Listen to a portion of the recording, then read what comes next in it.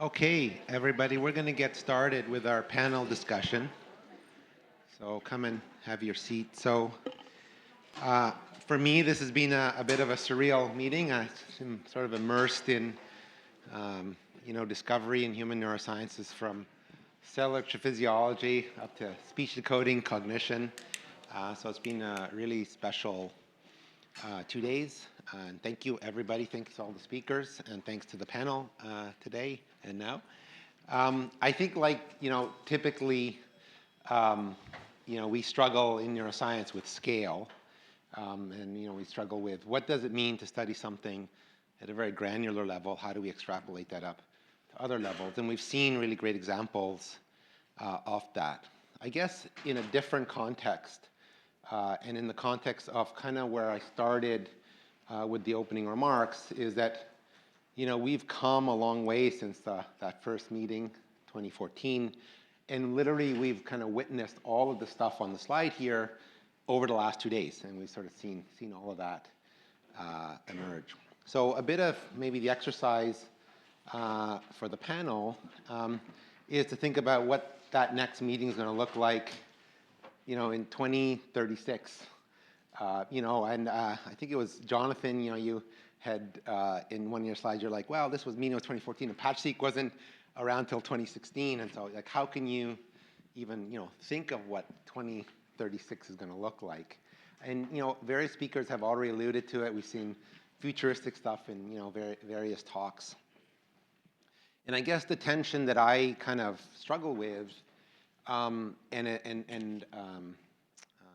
Ed alluded to this, was this idea of the silos that we work in general, and how does breaking them down, or how do we go about towards sort of accelerating, well, not to say that this has not been an accelerated timeline, but, and maybe this is as good as it gets, but how can we sort of do that while at the same time, doing the things that we love to do within our silos, our labs, and stuff like that.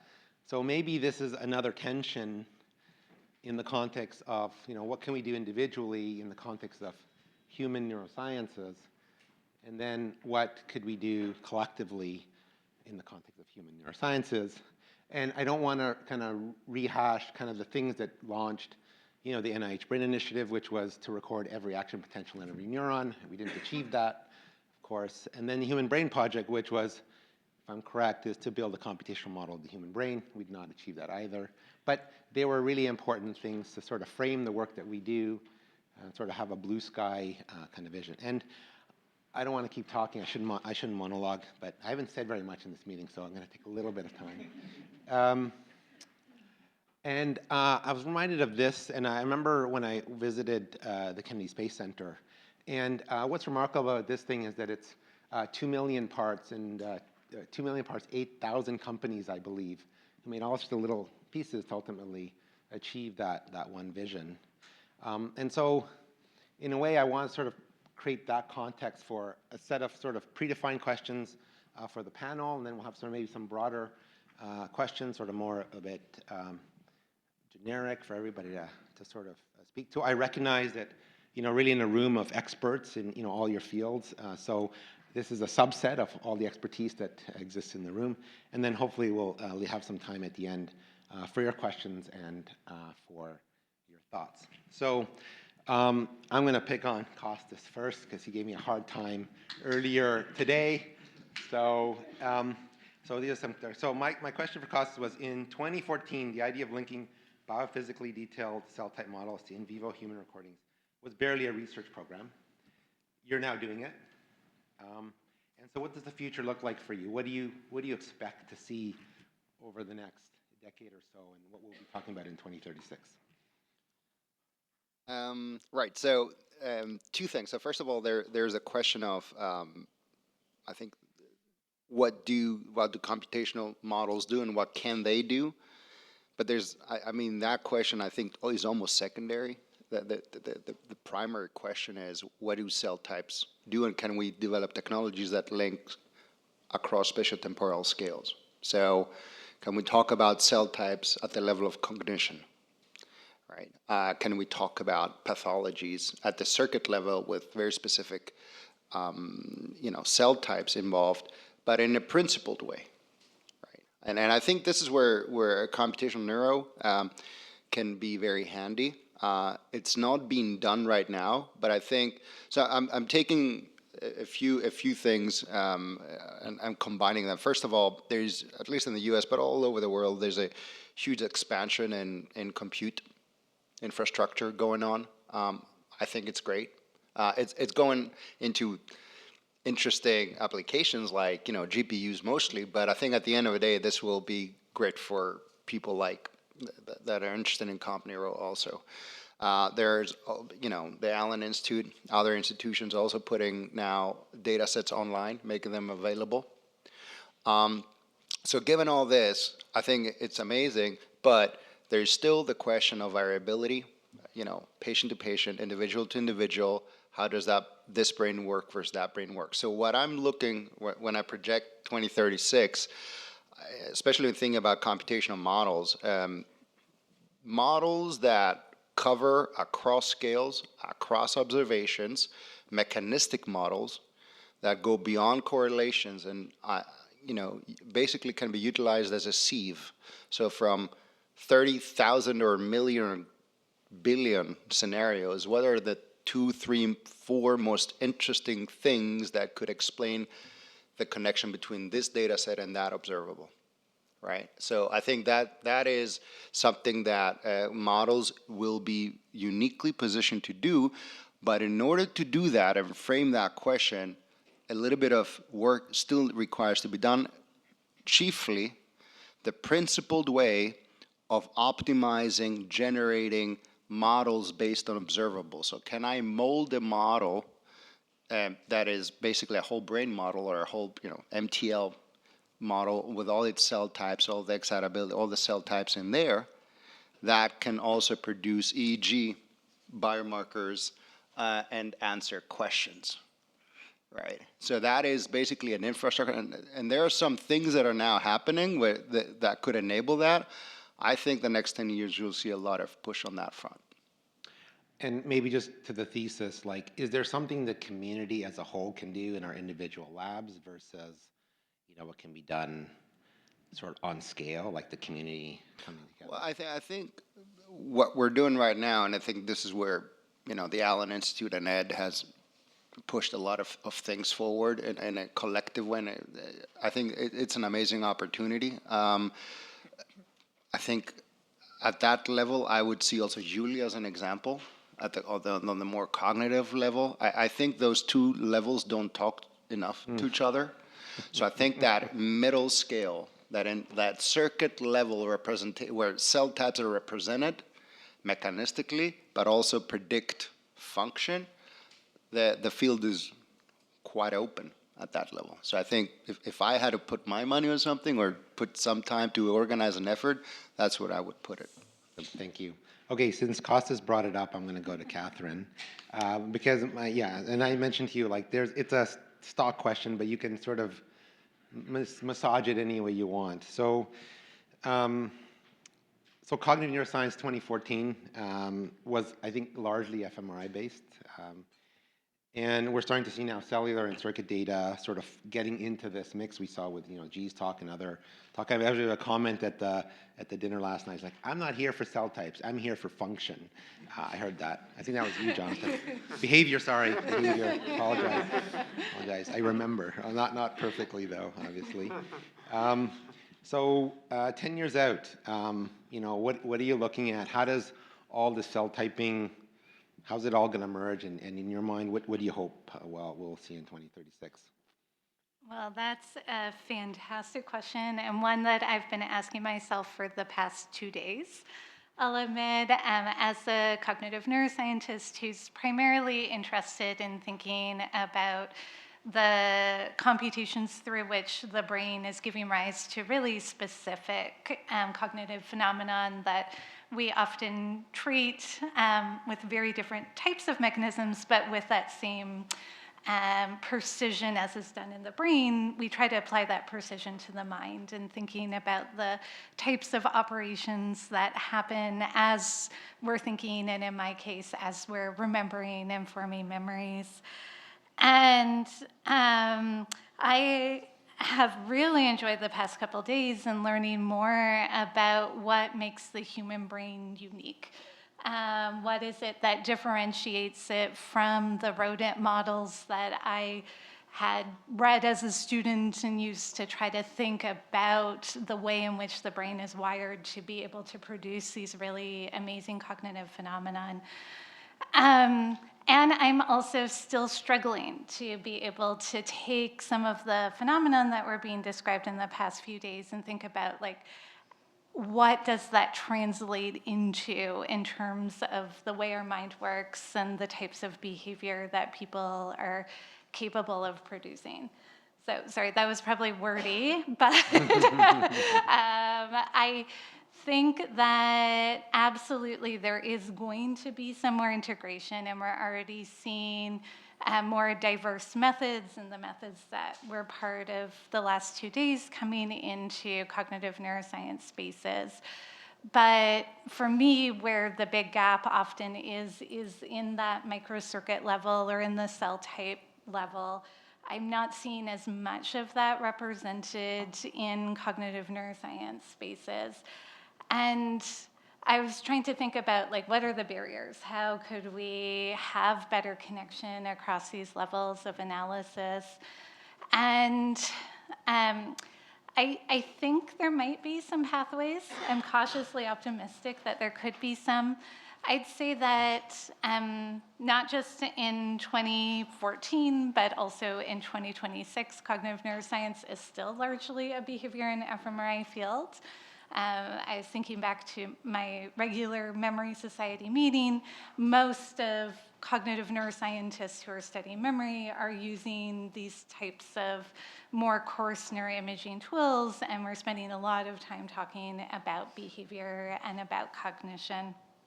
But a lot of the things we talk about are informed by models that were developed based off of rodent microcircuits. So many of the neural network models that we use to form our predictions about cognition come from more cellular microcircuit level phenomenon. And something that I think could be a really big asset to my field is updating that based off of what we're learning about what makes the human brain distinct. What is it that's differentiating how our brains are wired as compared to how mouse brains or rat brains are wired, which is where a lot of the data that's produced our theories in my field have come from. So I think that could be one place to form connections. But then the other big challenge, of course, is that for people who care a lot about thought and about behavior, you need to be able to use the methods in people while they're thinking and producing behavior. So I definitely have no crystal ball to work out what technologies will allow us to do more circuit level or more cell typing research in awake behaving humans. But I think that could also be really critical to be able to connect the dynamics that are being observed within those microcircuits and cell types as people are engaging in different types of thought and behavior to that function. Yeah. So on that note, Katherine, because we just saw Frank's talk, and the theme of this meeting, and Ed kicked it off, was sort of the promise of cell typing, both in the context of understanding the brain, we call that cognition, and then of course disease and treating.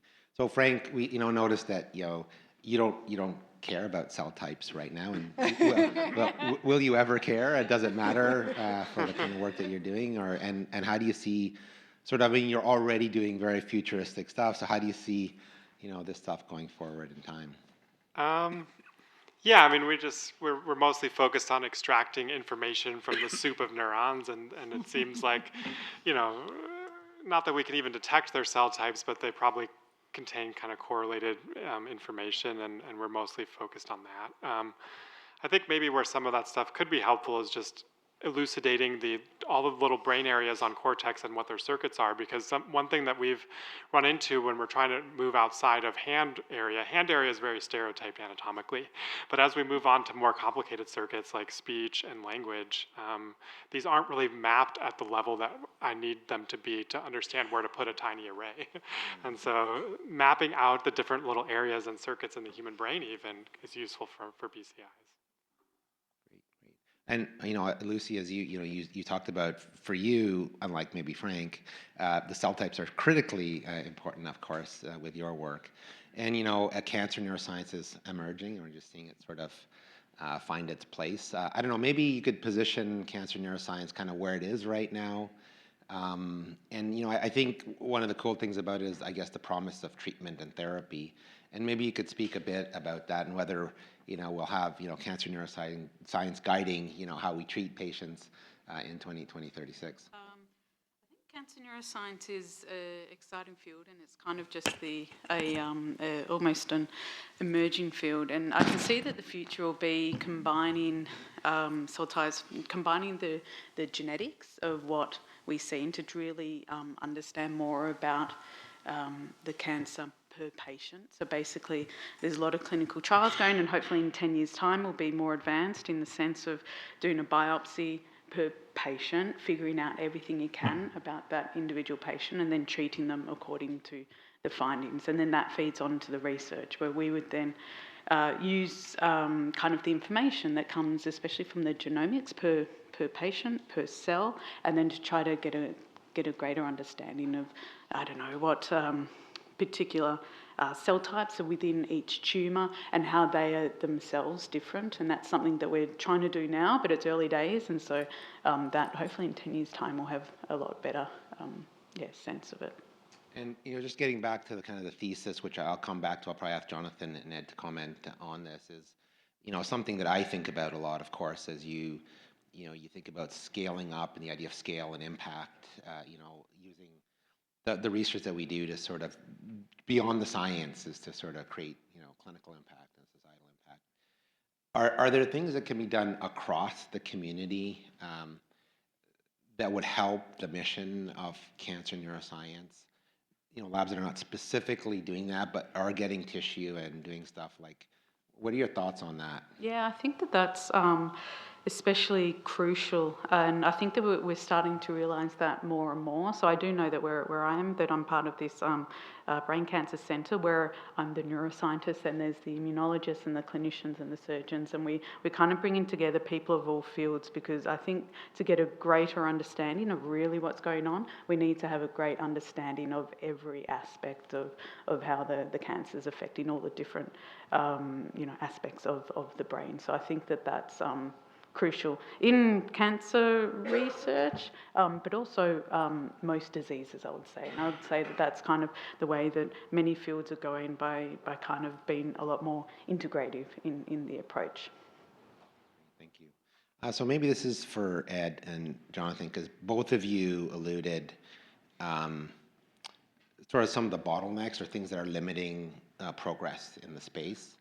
And I think something that really struck me was in Ed's talk about having sort of even just consistent ways of storing a brain postmortem, for example, that would greatly,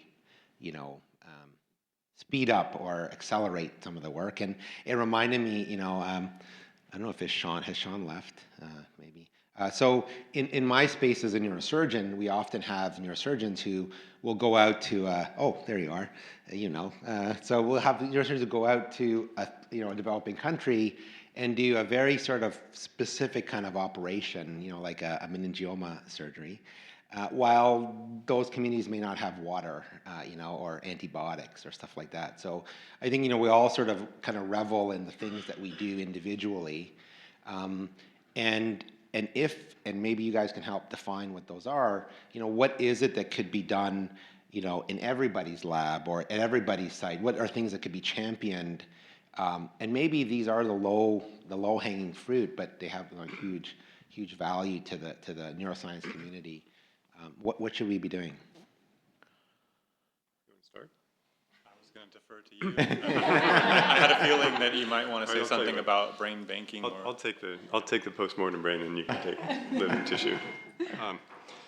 Well, I mean, this is really an interesting problem. We found that if you can control tissue quality, you can bring many of the technologies that have made mouse so powerful to bear. And we're just getting started. We've now been able to do single nucleus genomics. We can do spatial transcriptomics. Proteomics is next in 2D and volumetric. Connectomics is coming. We haven't actually talked at all about connectomics, but that's coming with methods like LICON to be able to do this with light microscopy and expansion microscopy. However, we had to figure out how to do that locally because tissue access and tissue quality was so incredibly variable across the community, and it remains so. We started working with one of the best funded set of biobanks in the US that was sort of centrally organized as the NIH Neurobiobank. And most of these were not photo-documenting a thing, variable practices across every group, slabbing by hand in places, freezing however, and there's no consistency, and you end up with extremely variable quality, and the whole field going, you can't do it because it's too variable. And that is not a biological variability, it's a technical variability. However, this turns out to be an extremely difficult problem to solve because the groups that do this banking are typically not incentivized or funded well to want to innovate or have the resources to do so. And so these newer methods actually take a lot more resources. So this is the kind of thing where a concerted effort to make something more of a technology platform that could be disseminated could have a really outsized impact because then everyone could do it properly and the whole field could benefit from high quality tissues. This is an engineering problem, actually, and this is what we often find in this sort of field. It's like we've got biologists and clinicians trying to solve engineering problems, and we somehow need to cross boundaries and get the right people on the right task. So this is just one, but it's increasingly becoming a challenge because the field has finally gotten to a point where they're connecting longitudinal living patient studies with postmortem studies of brain. And they're all facing the same problem. You have patients that are enrolled in these studies that are geographically distributed across the country, across the world, and somehow you want to standardize the preparation of those materials. And it's extremely challenging right now. It's not really actually possible at the moment. So this is the kind of problem, like, as we've attempted to impact the field and to bring scale to this, you have to control that side of things, but it reveals like you often have to go upstream in the process. And willingness of the community to sort of accept this and be willing to be part of the solution and adopt methods as they become tangibly better for research would be extremely helpful. And that's actually not the culture at the moment. And you talked about sort of developing kind of a turnkey system. That, of course, would drop the barrier for sites. Would you just need a champion at each site to sort of implement that? Well, how would it work in your mind? Well, in this case, just to be more explicit for this audience, since we haven't talked about this at all, we've had the concept that we could engineer our way out of this problem by developing an automated robotic system for being able to take a brain, adequately prepare it, by which I mean surface scanning or MR, slabbing, photo documentation, optimize freezing, vacuum sealing, the whole process of getting a brain through this process, and develop this as a piece of machinery that you could actually ship out to various sites. It's doable. It's going to cost a lot of money to do this, but it's really feasible. We actually just had a workshop on this and brought engineers and pathologists and brain bankers together, and the engineers were all over it. They're like, oh, these are all solvable problems if you wanted to do this. So it takes investment. It takes investment in that and prototyping somewhere to the point where it's tangibly better than the standard of practice so that you would use it yourself, I think. And then you have to find, a public benefit organization or someone who's willing to take this on and actually commercialize it and distribute it. ultimately this has to be a commercial product, I would say. But there's not enough of a market for a commercial entity to take it on out of the gate. So I think we have to prototype it, and that might be a collective investment to get to that point. So what Ed just said would be high quality human brain specimens for things like proteomics, transcriptomics, single cell studies, spatial methods. And I would just say, ditto to all of that, but then one up it and say, can it be done for sort of recovering tissue for functional experiments? I think it's not out of reach, but it's definitely behind where, many years have already gone into trying to really tackle this problem for just high quality human brain tissue processing and making it available for researchers to access like out of a catalog from a bank with high quality standardized tissue. So I think that would be a longer range hope, is that, instead of having the researcher who's a neurophysiologist who happens to be close to a hospital doing these studies, maybe like the neurophysiologist of our generation who, has only been doing rodent studies, can easily access these sort of high quality human specimens, and they don't need to use the animal model, right? They can then start going into these mechanistic studies in great detail and order up, the best specimen with all the relevant metadata about what we know about that specimen. On that note, we talk about federating data, so the federated learning. So with the idea to have these federated brains, so would the site keep the brain with this technique and then use it for its own purposes, but also could contribute to this network, or would everybody be shipping brains to the Allen Institute? How do you handle that problem? I even wonder that internally for the brains that Allen Institute is using. I've asked you that before. It's like for Alzheimer's disease brains, and everybody wants hippocampus and entorhinal cortex, right? It's a huge challenge how to manage that. It's one thing to technically pull it off and have these things organized and available, but then I don't know how those decisions are made. Well, I should just clarify that we're not a brain bank. We don't operate that way. We work very closely with colleagues who do this for a living, and they operate brain banks that have very standard ways of requesting tissues. We're special customers that we request entire brains, which is unusual for that. But there are well-established mechanisms for doing this, and you could just imagine that in addition to a frozen postmortem bank, you have a frozen living tissue bank that you could request from. Cool. Okay, But, so then on that... Could I just make one comment? Yeah. I mean, I think these are the kinds of things that reduce barriers. So the reason that more people aren't doing human tissue studies is they can't get access to tissue very easily. You can see great examples in this community here. In 10 years, we've gone from almost nobody doing this to a whole bunch of people doing it and pushing the innovative boundaries on like culturing it, doing electrode arrays on it, viruses. It's amazing what the community can do to innovate once you can solve that access problem. So then, let's say, Yangfan, you get your dream and you can get access to every brain that's part of this brain network. And we've seen the beautiful work you've done with the multi-patching and all that we've learned from that's really technical tour de force. So do you see that going on forever, or what do you see as the evolution of the work that you do with the circuit mapping? So what do you see you presenting in 2036? Well, yeah, I think what's really important, like we see a lot of properties of neurons being explored on the transcriptomic level, on the functional level. But I like to think of the brain as like a network of synaptic connections between neurons. So that's where the magic and the computation happens, and the learning and the synaptic plasticity. So I feel like it's still a very important thing one needs to understand.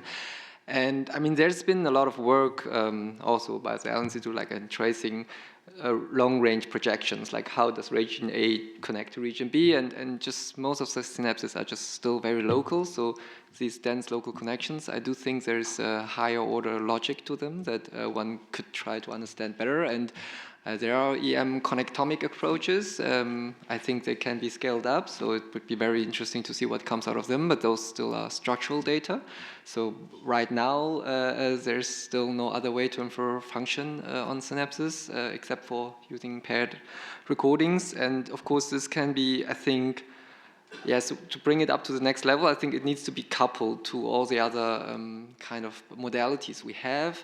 So one thing is to link it to, like with patch-C, to link it to the transcriptomic level, but still, like what we found is like there's still a gap, right, between the protein ion channel function that gives rise to the action potential shapes and the transcriptomic level. We're still missing the proteomic level, right? So if there's a way to get proteomic information on the cells we record from, that would be great. And then if we could correlate that to the synaptic properties, or even if you think one step further, if we can have like these new technologies with expansion macroscopy and maybe protein labeling that can then give us synaptic proteins between a certain pair of neurons, and then we record them functionally, if you could then just train it, right, like to validate some kind of relationship between proteomic synaptic localizations and the synaptic physiology, then yeah, one day maybe one could even just take a chunk and then scale it up, get the proteomic information, transcriptomic information, and infer how these different neurons actually communicate to each other. And that's, I think, crucial if you really want to understand, like from a mechanistic level, like how does the local network actually compute information? How does information flow? And hopefully then that's a more conceptual advance. I hope in the next 10 years that then we can use these local circuit information from the cells and from the connections to maybe understand what's happening in vivo, like why can we decode the information locally from these neurons? Why are they so correlated? And maybe try to bridge this gap between local circuit connectivity to actual in vivo dynamics. I think that's I'm not sure how to bridge that yet, but I think it's also another huge challenge. Well, that's an easy question, which I'm going to leave for Jie, because... Here it comes. Yeah. Yeah, so Jie, you showed that you don't need the number of neurons that Frank does to sort of show stuff in the brain. But, you're really using that information to tell us about the brain that we otherwise wouldn't know about at the single unit level. I think single units with the Benke-Frieds, of course, have sort of been a mainstay, but increasing in number and opportunity. But for your kind of work, what do you see that's required in the future to sort of push your understanding, potentially link? Because everybody talks about function and whatever, but you're really studying behavior and the kind of things that make us human. So how would you foresee that bridge being created over time? Yeah, so I would say I definitely envy what Frank got. The more neurons, the happier we are. So definitely more neuron is the key. But I think, to be honest, even within the limited neuron numbers we recorded, we didn't fully use all the data we have collected. To be honest, for example, for my study, right, I show you those boundary cells, but if you ask me what's the ratio of the boundary cells we recorded from the data set, they probably only represented like a 10% or 20% in total, which kind of makes sense. If all the neurons are responding to that simple things, then your brain probably not smart enough, right? Then the left question is what the other 80 and 90% neuron they were doing, and how we can understand their functional modes in different cognitive process. That's something we often struggle because the boundary cell definition is a functional naming we give it to them. When we define the task, design the task, we on purposely, right, design the task in this way to answer that specific questions. But they might be serving different roles in different tasks. And in different tasks, they might not be a boundary neuron anymore. They are doing something else. So I feel like what is missing here is we are missing some theoretical models or mechanistic models, really trying to help us. Costas' fault. Yeah. So Costas and I, we should talk more. Right? To help us to better understand what's their actual doing, those neurons across different tasks, and not just trying to pull in all those correlation plots, but trying to really think about what they're serving across different cognitive functions, and what the other rest of like 80% of the neurons, they're contributing to this process or not. And I want to be honest, like I'm not very proud of the process we're doing in terms of like data collection for the single neuron subjects right now, because most of the time when we're designing a task, we go to maybe Catherine's paper and trying to see what they found functionally, right? In fMRI studies, in what brain regions, and then what behavior changes has been. whether we can reproduce that behavior outcomes and looking at whether the single neuron gives us more information temporally or spatially. I feel like it should be a reversed process. I should start it with Costas. And he can tell me, based on the magnetic model, based on all the cell type information, I predict you're going to see this neural signature when you're doing this. I feel like that's a better way to use the patient time and using the valuable data we have been collected from the human and living humans, right? Another thing I feel like is very, very limited right now, not only the Bengi-free recording perspective, but if you're also looking at the modulation tools we have, right? We're still in the very old age. When I'm presenting those neuromodulation results, we're still stimulating using macro electrodes. We don't even know how many neurons were recruited from those stimulations and why we see sometimes the effects, sometimes not. It's like a gambling, and we are just stimulating the brain blindly without knowing what's going on. I feel like it's hard to start it from my side to have a more precision or precise neuromodulation techniques to directly using in human. But maybe that's something all my colleagues here can help to start it with more small circuits, more precise techniques, and helping us to understand, to achieve the single cell resolution levels at the recording what we have, but also in the stimulation or neuromodulation. I think if we can achieve those two goals, we are very close to making something big. Amazing. Yeah. Gee, I mean, we often, when we think about single unit studies, we think of cognition. We often don't think of disease, right? So like neuropsychiatric conditions, this, that, and the other. And, you know, a lot of the work, of course, is decoding, and, you know, that's, you know, what's done from the data that we get. And with the existing devices now, we get local field potential. Do you think there's value? I mean, you're showing amazing stuff with single units. Do you think there's value in sort of deploying these type of technologies for other conditions, really just any kind of, you know, brain state abnormalities or prediction control, that kind of stuff? Yeah, so what are your thoughts? Yeah, that's exactly what we are writing the first two sentences in the NIH proposal, right? We always link it to some disease model saying that we can analyze, like bring some insights to those treatments. But I think the bottleneck here is, as many of the people you know, like we are limited in terms of the number of the patients we can record it, right? And if we want to switch the disease model and trying to understand how those cognitive process has been disrupted in the disease model, we definitely need more numbers of patients, which is doable. I think it's actually a simple solution by just collaborating more, right? Have a standard task, record it across different sites, and pulling all the clinical information together and trying to make a story out of it. But I think that the field hasn't been doing that a lot yet, but it's definitely something I think we should try more. Great, thank you, thank you.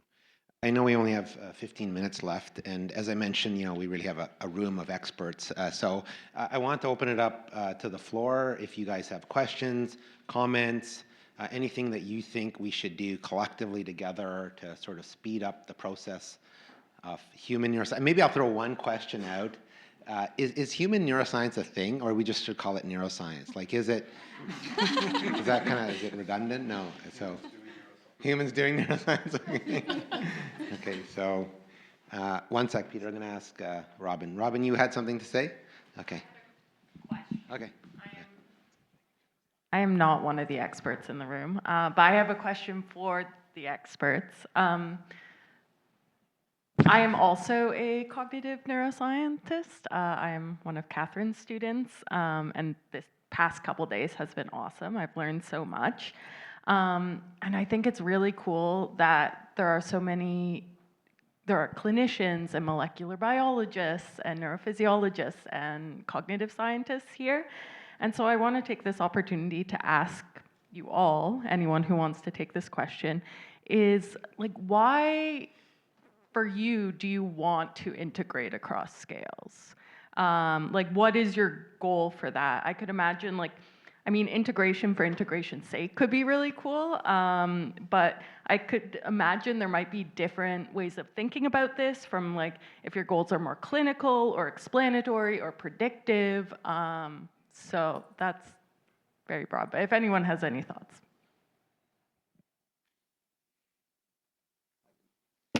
So I think integration, in a sense, infers causality or the understanding of causality. And in the background of that, it means that, causally understanding something means I know what to do when it breaks or to explain how things link, right? So I think integration at the end of the day would address a lot of the open questions we have sometimes appearing at different levels, right? Now, is this, can you, there are multiple ways to try to do it. It's never going to be perfect, right? I am actually of the believer that an interesting way to start is to basically say, let us all agree that it's much easier to find something when you know what you're looking for. So by knowing what to look for, right, I think that should be an organizing principle. How do you go around something that, if it's informing you at one, let's call it cell types now, right? A particular cell type. Yesterday I was listening to all people talking about double bouquet cells, right? I mean, that's like the favorite cell type of the moment. And, if that is it, they don't interest me much, right? Let me be very clear. But if this is an organizing principle where you can tie, transcriptomic, electrophysiological, maybe some disease part of it, and then at the cognitive level, we can say, by the way, all these things could lead to some cognitive explanation. That's an organizing principle, right? So I think snippets of causality at that level will be super, super interesting. Can I just extend on that briefly? I mean, cell types is a concept, it's an abstraction to kind of try to break the system down into a more understandable set of units. But what's really made it powerful is that we're defining cell types on the basis of their genes. And so now we can go from genetics to cell types, to the circuits that they form, to the behaviors that arise from those circuits. And I think this is a complex system that's built from the genome. And being able to link those things together just to understand how it's organized, how it's built, what are the constraints on that system to be functional is one thing, but another is the disease angle. And it's really important for us to be able to go from that. Like you might have psychiatric symptoms, and how do you explain that, or how do you explain what you might do with it? You actually need to go back to the causal roots of that. And so I'm actually, maybe it says something about our different fields. I'm surprised about the question of why one would want to integrate. Of course we want to integrate. You need to understand the system and how it's built and how it can go wrong. And you can only do that by integrating across scales. Hi, so all the in vitro tissue that we are studying here, either in acute or cultures, is obviously not healthy tissue. So no objections have been raised in this community, but when one presents outside, of course, everyone says, yeah, but this brain has been with seizures for years, or there has been a tumor nearby. So how do you envision in this futuristic view, how can this be solved? Is this like a frozen tissue? I mean, even if it would be post-mortem from a donor that died from a heart attack, could that be like healthy or control human circuits? So how do you envision this kind of control healthy human tissue? Yeah, I can take a stab at it. I mean, I think that this is a healthy debate, right? Sometimes we say that the tissue that we're getting from these surgeries is not normal, but it's certainly healthy in the sense that you can record days on end, as we've talked about, and have beautiful, stable recordings. And to the extent of how much changes are happening, I think it's very important to document that to the greatest detail that we can, and people can judge for themselves how normal or healthy it is. But also, I think maybe just to challenge that notion is to ask, in every disease, is every brain cell type dysfunctional? Are there certain diseases where there are specific cell type vulnerabilities, and maybe you can get the brain to study, cell and circuit mechanism, not only from the disease focus, but also from other areas that are less diseased? I think that would be an important question to try to address with the kind of tissue access that might be possible in the coming decade, let's say. And also just one more point is like, I think many of us have spent the last decade or more, in fighting peer reviewers to convince them that we've done all the controls that we need to do. We're being as rigorous as we can, and how else can you get this data? And I think we've proven that you can find the same types of cells in the same proportions across many donors, different ethnicities, different disease state, and there are differences that we can describe, but there are also a lot of conserved features. And maybe we need to flip that now, and we can say we have this baseline data of these features of canonical human cortical cell types, but now could you study disease brain directly, and now that's your basis for comparison to directly go and turn the thing that was our worst fear of like being criticized that this is unhealthy brain to saying now we're actually trying to study disease mechanisms in human brain instead of model in a mouse and fail to translate it. But also, can I add something to that? I'll go a bit more up. I just got a grant review. NIH, like number one point, of course, was that. Define healthy. I think we have this idealistic view of healthy. I think I'm healthy. But you know what? Yesterday evening, I was having a couple glasses of wine. Should I be rejected as a donor? If I had, an accident? I don't know. I mean, I think whenever people say, oh, unhealthy or unhealthy, what is healthy? What is the standard of healthy? I need a data-driven definition of healthy. Otherwise, I could ask the same thing about a mouse. What does a mouse in a cage that's never seen a strain, right? A line that has never been outside for decades. Is that a healthy line? I mean, we've seen epilepsy seizures, right? The COX-2 line, right? Is that a healthy line? I don't think so. But we use COX-2 without any issue. Yeah. Okay. I'm just going to go back to the idea of integrating multimodal analysis. And from capacity building point of view, how can we enable the next generation and trainees to equip themselves with the techniques or tools for using this huge amount of data that's being produced? And maybe networks like these can set some precedents on that.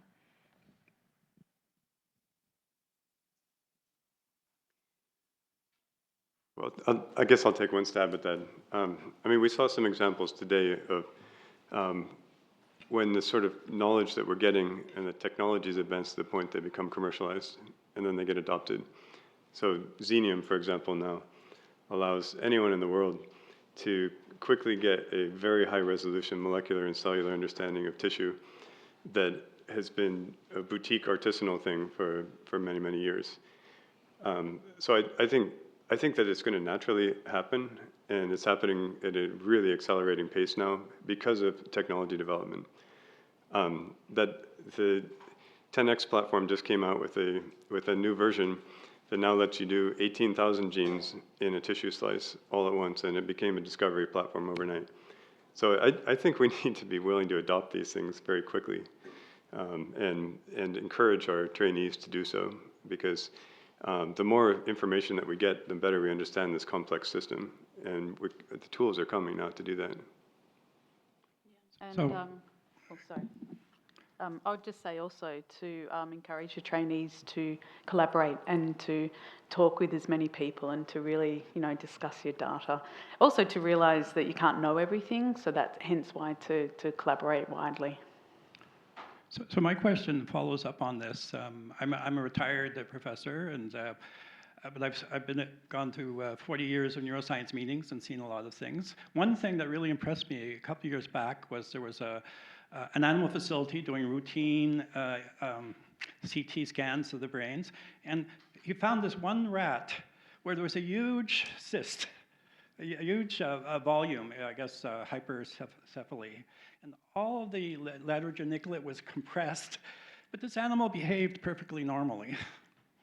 And we have people who recover, the famous thing about the bar going through the guy's head because of the dynamite exposure. People can be healthy and perform perfectly well. No, but what I'm saying is that the issue is not human neuroscience, it's person neuroscience. And are there stimuli, are there ways of evoking things that are like vocal bursts. You know, they've done studies about how certain sounds can be associated with certain types of emotions across cultures, across. And in the last week, I've been doing a deep dive into haikus. You know, the 17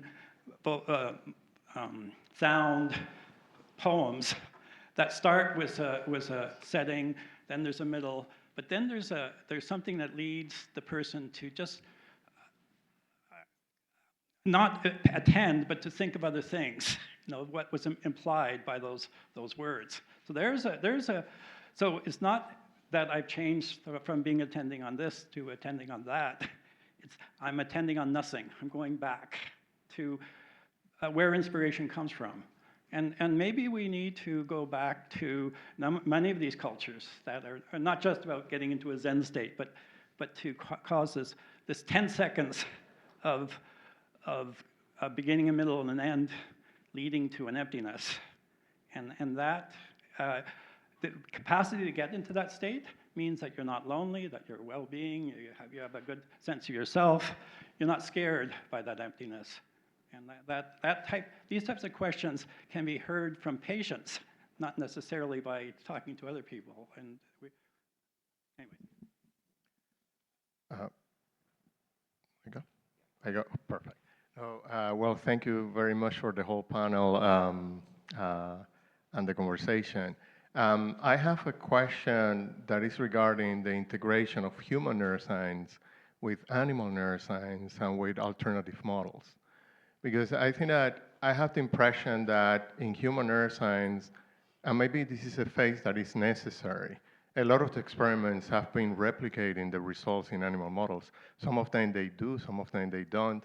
And maybe this is a necessary thing to do because you have to validate the results in animal models. My question is, how do we do from here when the results are replicated and we find that things are not one-to-one match? And we also have these alternative models, brain organoids, iPSC-derived systems. How do you see this evolving from here? Should human neuroscience just take off and start addressing challenges that are human? Or shall we just keep in the replication phase? How do you see it at this moment? Yeah, I'll just make a brief comment on that. I think it's interesting that you brought that up because that's a problem that we really face in BCIs is, especially as we move into speech and language, how do we understand the circuitry well enough to interface with it? And, you know, I think we're interfacing with areas that don't even exist in macaques. And basically our only source of knowledge is MRI right now.